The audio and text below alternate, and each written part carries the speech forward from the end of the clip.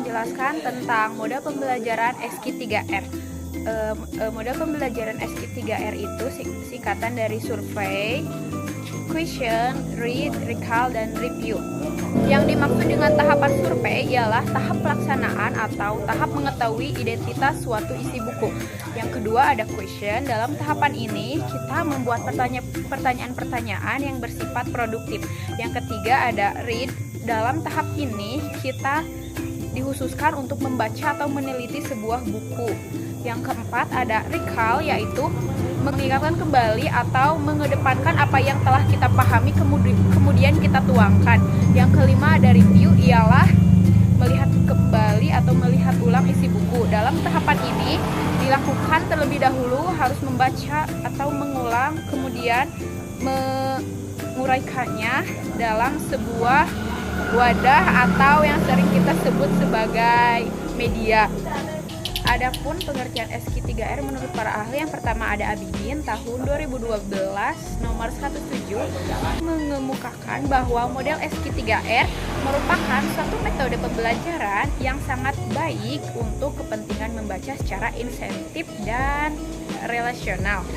Model pembelajaran ini merupakan salah satu metode membaca yang makin lama semakin dikenal banyak orang dan makin banyak digunakan. Menurut Sujana tahun 1995 nomor 76, model SQ3R adalah cara yang digunakan guru dalam mengadakan hubungan dengan siswa pada saat berlangsungnya pembelajaran. Sehingga dengan menggunakan metode kegiatan ini, pembelajaran akan lebih terarah. Maka semakin banyak metode ini digunakan, maka semakin efektif pula pencapaian tujuan dari suatu pembelajaran tersebut. Langkah-langkah SQ3R ada 5.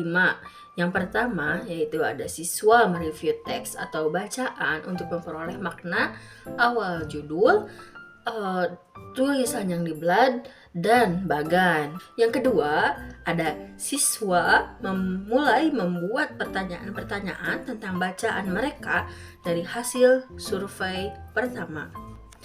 Yang ketiga, yaitu ketika siswa membaca, mereka harus mencari jawaban atas pertanyaan yang telah mereka formulasikan saat mereview teks itu sebelumnya. Pertanyaan-pertanyaan ini yang didasarkan pada struktur teks akan membantu konsentrasi dan fokus siswa pada bacaan. Ketika siswa tengah melewati teks itu, mereka seharusnya membacakan dan mengulangi jawaban-jawaban atas pertanyaan-pertanyaan mereka dan membuat catatan mengenai jawaban mereka untuk pembelajaran selanjutnya. Dan yang terakhir yaitu selesai membaca, siswa seharusnya mereview teks itu untuk menjawab pertanyaan selanjutnya dengan mengingat kembali pertanyaan-pertanyaan yang telah mereka jawab sebelumnya.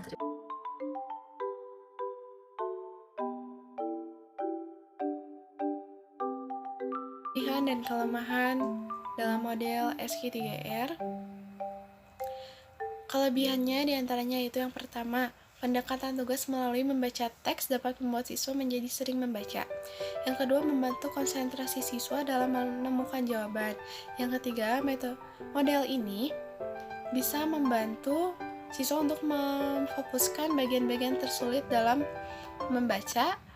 Bila sebuah pertanyaan tidak dapat dijawab atau dimengerti, siswa bisa mengidentifikasi kesulitannya dan dapat menemukan jawabannya. Yang keempat, melatih memberikan jawaban dalam pertanyaan tentang materi tersebut. Yang kelima, membantu mempersiapkan catatan dalam bentuk tanya jawab. Yang keenam, membuat siswa menjadi lebih aktif. Kemudian yang ketujuh, berusaha untuk memikirkan jawaban dari pertanyaan yang mendalam. Yang kedelapan, dapat bekerja sama dengan kelompoknya, saling bertukar pendapat dalam memahami konsep materi yang disajikan dalam uraian teks.